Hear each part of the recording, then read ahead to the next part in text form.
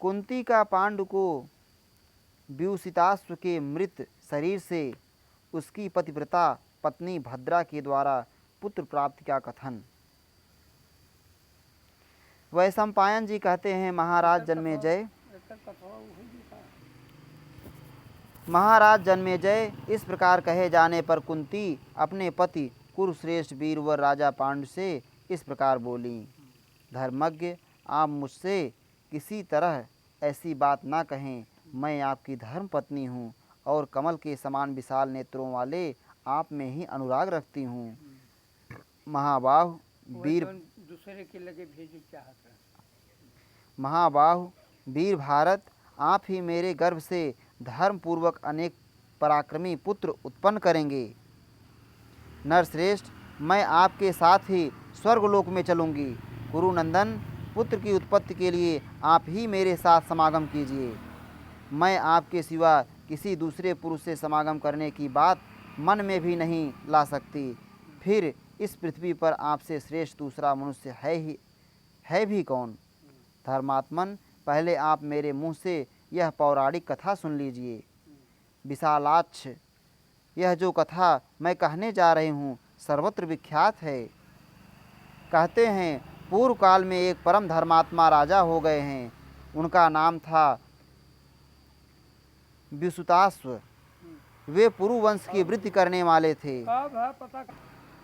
एक समय वे महाबाहु धर्मात्मा नरेश जब यज्ञ करने लगे, उस समय इंद्र आदि देवता देवर्षियों के साथ उस यज्ञ में पधारे थे।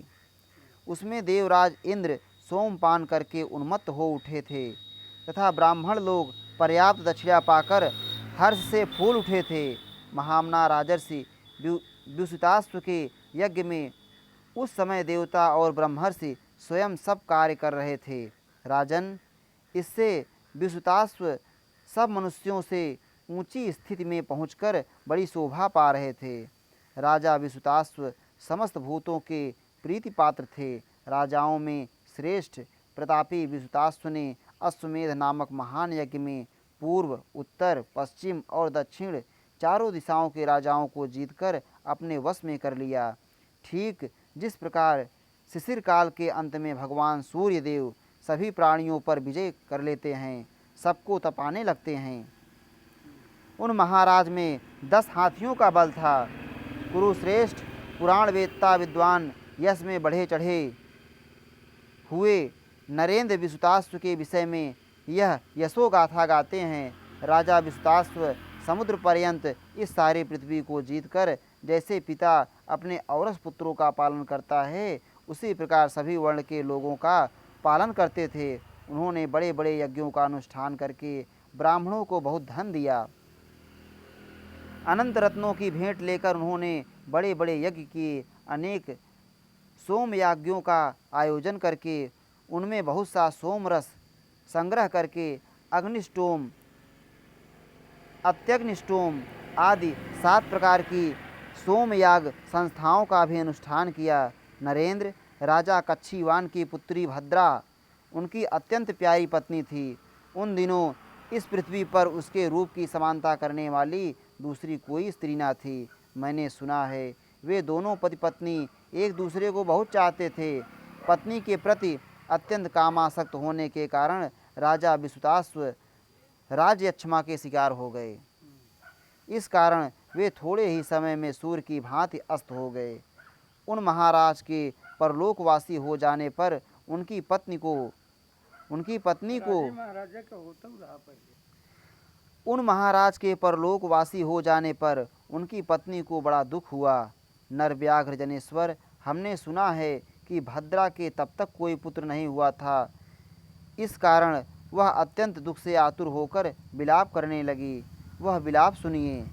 भद्रा बोली, परम धर्मज्ञ महाराज, जो कोई भी विधवा स्त्री पति के बिना जीवन धारण करती है, वह निरंतर दुख में डूबी रहने के कारण वास्तव में जीती नहीं अपितु मृत्युतुल्या है। क्षत्रिय शिरोमणे, पति के न रहने पर नारी की मृत्यु हो जाए, इसी में उसका कल्याण है। अतः मैं भी आपके ही मार्ग पर चलना चाहती हूँ। प्रसन्न होइए और मुझे अपने साथ ले चलिए। आपके बिना एक क्षण भी जीवित रहने का मुझ में उत्साह नहीं है। राजन, कृपा कीजिए और यहाँ से शीघ्र मुझे ले चलिए। नरश्रेष्ठ, आप जहाँ कभी न लौटने के लिए गए हैं, वहाँ का मार्ग समतल हो या विषम, मैं आपके पीछे पीछे अवश्य चली चलूँगी। राजन, मैं छाया की भांति आपके पीछे लगी रहूँगी एवं सदा आपकी आज्ञा के अधीन रहूँगी। नरव्याघ्र, मैं सदा आपके प्रिय और हित में लगी रहूँगी। कमल के समान नेत्रों वाले महाराज, आपके बिना आज से हृदय को सुखा देने वाले कष्ट और मानसिक चिंताएं मुझे सताती रहेंगी। मुझ अभागिनी ने निश्चय ही कितने ही जीवन संगियों स्त्री पुरुषों में बिछोह कराया होगा, इसीलिए आज आपके साथ मेरा वियोग घटित हुआ है। महाराज, जो स्त्री पद से बिछुड़ जाने पर 2 घड़ी भी जीवन धारण करती है, वह पापनी नरक में पड़ी हुई सी दुखमय जीवन बिताती है। राजन, पूर्व जन्म के शरीर में स्थित रहकर मैंने एक साथ रहने वाले कुछ स्त्री पुरुषों में अवश्य वियोग कराया है। उन्हीं पाप कर्मों द्वारा मेरे शरीरों में जो बीज रूप में संचित हो रहा था, वही यह आपके वियोग का दुख आज मुझे प्राप्त हुआ है। महाराज, मैं दुख में डूबी हुई हूँ, अतः आज से आपके दर्शन की इच्छा रखकर मैं कुश के बिछौने पर सोऊंगी। नरश्रेष्ठ नरेश्वर, करुण विलाप करती हुई मुझ दीन दुखिया अबला को आज अपना दर्शन और कर्तव्य का आदेश दीजिए। कुंती ने कहा, महाराज, इस प्रकार जब राजा के शव का आलिंगन करके वह बार बार अनेक प्रकार से विलाप करने लगी, तब आकाशवाणी बोली, भद्रे, उठो और जाओ। इस समय मैं तुम्हें वर देता हूँ। चारुहासिनी, मैं तुम्हारे गर्भ से कई पुत्रों को जन्म दूंगा। वरारोहे, तुम ऋतुस्नाता होने पर चतुर्दशी या अष्टमी की रात में अपनी शैया पर मेरे इस शव के साथ सो जाना। आकाशवाणी के यो कहने पर पुत्र की इच्छा रखने वाली पतिव्रता भद्रा देवी ने पति की पूर्वोक्त आज्ञा का अक्षरशः पालन किया। भरतश्रेष्ठ, रानी भद्रा ने उस शव के द्वारा 7 पुत्र उत्पन्न किए, जिनमें 3 साल्व देश के और 4 मद्र देश के शासक हुए। भरतवंश शिरोमणे, इसी प्रकार आप भी मेरे गर्भ से मानसिक संकल्प द्वारा अनेक पुत्र उत्पन्न कर सकते हैं, क्योंकि आप तपस्या और योग बल से संपन्न हैं। इत श्री महाभारते आदि पर्वणि संभव पर्वणि द्विशतासोपाख्याने विंशत्य अधिक शततमो अध्याय।